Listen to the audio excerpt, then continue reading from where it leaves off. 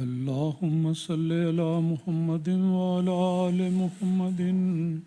كما صليت على إبراهيم وعلى آل إبراهيم إنك حميد مجيد. اللهم بارك على محمد وعلى آل محمد كما باركت على إبراهيم وعلى آل إبراهيم إنك حميد مجيد. اللہ تعالیٰ نے ساری دنیا کی ہدایت کے لیے جو آسمانی کتاب نازل فرمائی اس کا نام قرآن مجید ہے، اور اس قرآن مجید کے بارے میں اللہ تعالیٰ نے یہ فرمایا ہے کہ یہ ہدی للناس بھی ہے اور ہدی للمتقین بھی ہے، یعنی ساری دنیا کے ہر انسان کے لیے اس میں ہدایت کے سامان ہیں، اور خاص طور پر جو لوگ متقی ہیں ان کے لیے بھی اللہ تعالیٰ نے قرآن مجید میں ہدایت کے سامان رکھے ہیں۔ جہاں یہ ذکر آتا ہے کہ ہدی للمتقین، اس کے فوراً بعد یہ سوال پیدا ہو سکتا ہے دلوں میں کہ متقی لوگ کون ہیں؟ اس کا جواب اللہ تعالیٰ نے اسی جگہ دیا کہ متقی لوگ وہ ہیں جو ایک تو عقائد کے لحاظ سے یہ شرط پوری کرتے ہیں کہ وہ اللہ تعالیٰ پر مکمل یقین رکھنے والے ہیں، اور پھر عملی طور پر اپنے اس ایمان کا اظہار اس طرح کرتے ہیں کہ یقیمون الصلاۃ، کہ وہ نمازوں کو صحیح طور پر قواعد کے مطابق قائم کرنے والے ہیں، وہ مما رزقناہم ینفقون، اور جو کچھ اللہ تعالیٰ نے ان کو دیا ہے اس کو راہ خدا میں خرچ کرنے والے ہیں۔ جہاں تک اقامت صلاۃ کا تعلق ہے، نماز کو قائم کرنے کا مضمون ہے، یہ ہماری مجالس میں اکثر جاری رہتا ہے اور جاری رہنا چاہیے، کیونکہ یہ اتنا اہم موضوع ہے کہ جس پر قرآن مجید میں اللہ تعالیٰ کے ارشادات اور حدیث میں رسول پاک صلی اللہ علیہ وسلم کے اتنے ارشادات ہیں کہ ان کا احاطہ نہیں کیا جا سکتا۔ بہت وسیع اور بہت گہرا مضمون ہے۔ آج کے درس حدیث کے لیے میں نے نماز کی اہمیت کے حوالے سے 2 احادیث کا انتخاب کیا ہے۔ پہلی حدیث حضرت ابو ہریرہ رضی اللہ تعالیٰ عنہ سے مروی ہے، جو ترمذی شریف میں درج ہے۔ اس کے الفاظ یہ ہیں کہ رسول پاک صلی اللہ علیہ وسلم نے یہ فرمایا، اور دیکھیں کس تاکید کے ساتھ نماز کے بارے میں تاکید فرمائی ہے۔ فرمایا ان اول ما یحاسب بہ العبد یوم القیامت من عملہ صلاتہ، کہ یاد رکھو کہ قیامت کے دن جب محاسبہ ہوگا ہر انسان کا، کوئی اس سے بالا اور مستثنا نہیں، اس محاسبے کے وقت یاد رکھو کہ قیامت کے دن سب سے پہلے ہر انسان سے یہ سوال کیا جائے گا کہ تمہاری نمازوں کا حال کیا ہے۔ اللہ تعالیٰ جانتا ہے، لیکن وہ بندے سے پوچھے گا کہ تم بتاؤ کہ تمہاری نمازوں کی کیفیت اور حالت کیا تھی۔ پھر رسول پاک صلی اللہ علیہ وسلم فرماتے ہیں فَإِن صَلَحَتْ، کہ اگر تو یہ محاسبہ ٹھیک رہا، اس میں سوال و جواب ہوئے، جواب تسلی بخش ہوا، فَقَدْ أَفْلَحَ، تو یقیناً سمجھو کہ وہ شخص آخرت میں کامیاب ہو گیا، وَأَنجَحَ، اور عذاب سے نجات بھی پا گیا، وَإِن فَسَدَتْ، لیکن اگر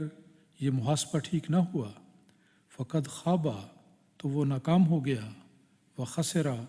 اور گھاٹے میں چلا گیا۔ تو یہ بڑا واضح ایک انذار بھی ہے،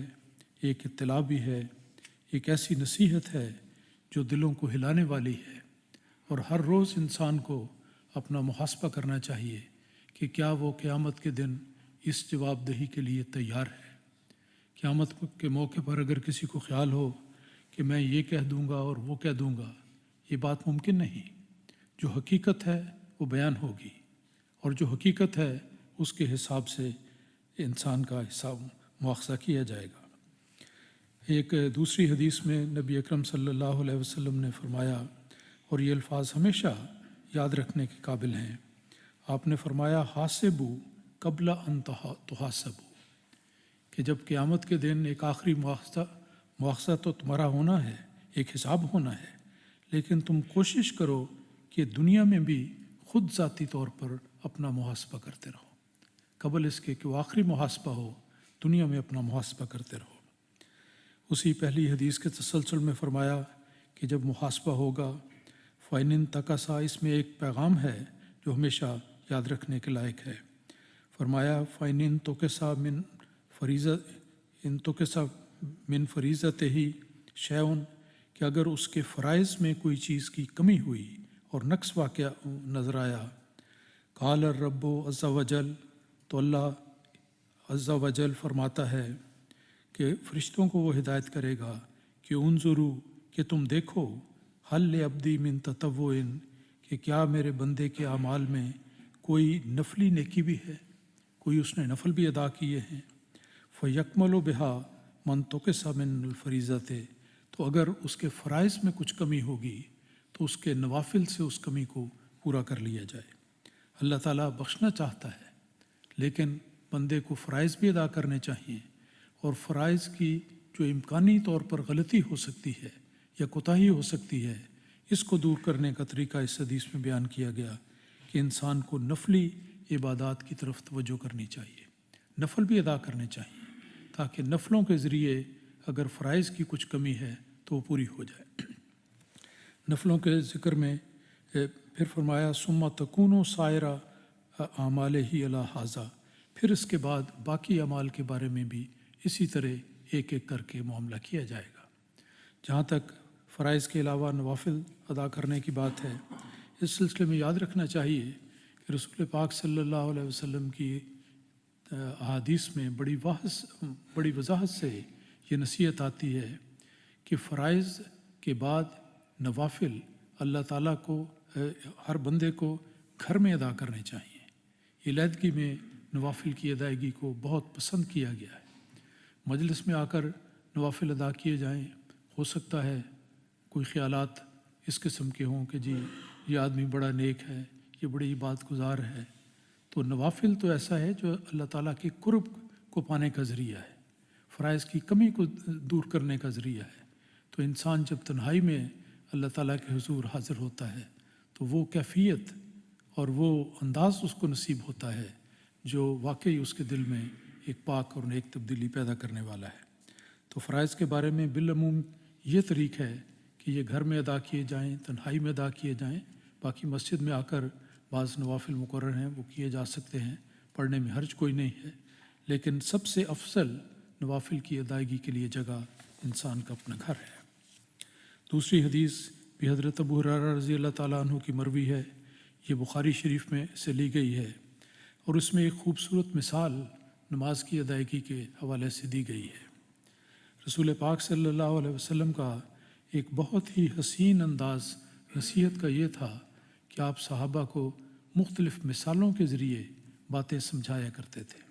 تاکہ باتیں عام فہم ہو جائیں اور سننے والوں کے دل میں نقش ہو جائیں اور ان کے دلوں میں جاگزی ہو جائیں۔ فرمایا حضرت ابو ہریرہ رضی اللہ تعالیٰ عنہ نے کہ سمیعت رسول اللہ صلی اللہ علیہ وسلم یقول، کہ میں نے ایک بار رسول پاک صلی اللہ علیہ وسلم کو یہ بیان کرتے ہوئے سنا۔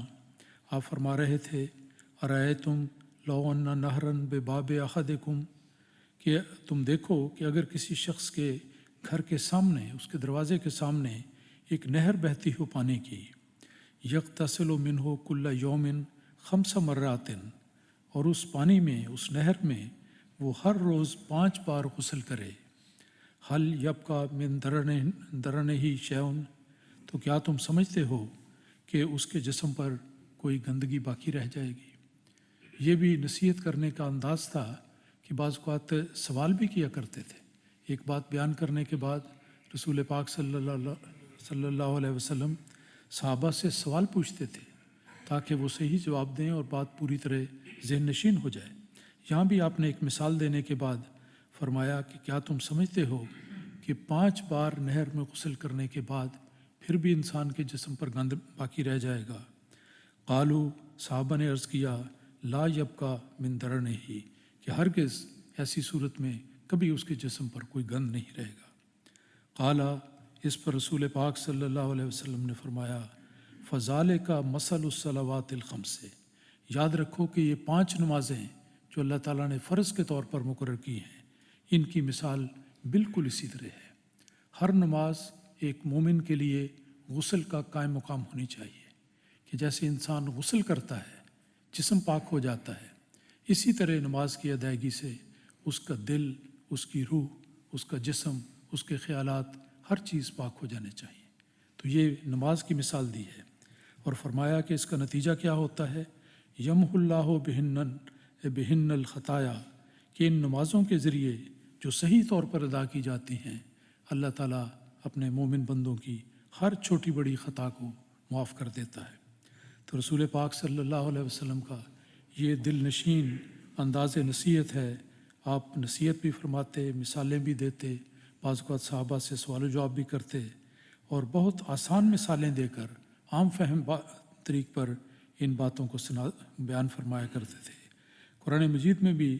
نمازوں کی ایک اور خوبی، جس سے انسان اپنی نمازوں کو خود اس کا محاسبہ کر سکتا ہے اور اس کا اثر اور انداز سمجھ سکتا ہے،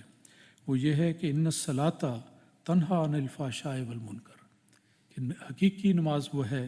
جو انسان کو بدی، برائی اور ہر بری بات سے روکتی ہے۔ تو اگر نمازیں پڑھنے کے بعد انسان اپنے دل میں کوئی اچھائی کی کیفیت سمجھے، بہتری کا انداز سمجھے کہ میں نیکی کی طرف قدم بقدم آگے بڑھ رہا ہوں، تو تسلی ہونی چاہیے کہ اس کی نماز صحیح ہے۔ اگر تسلی نہ ہو تو پھر دل ڈال کر اللہ تعالیٰ کے حضور عاجزی سے جھکتے ہوئے نمازوں کا اہتمام کرنا چاہیے۔ اللہ تعالیٰ ہمیں اس کی توفیق عطا فرمائے۔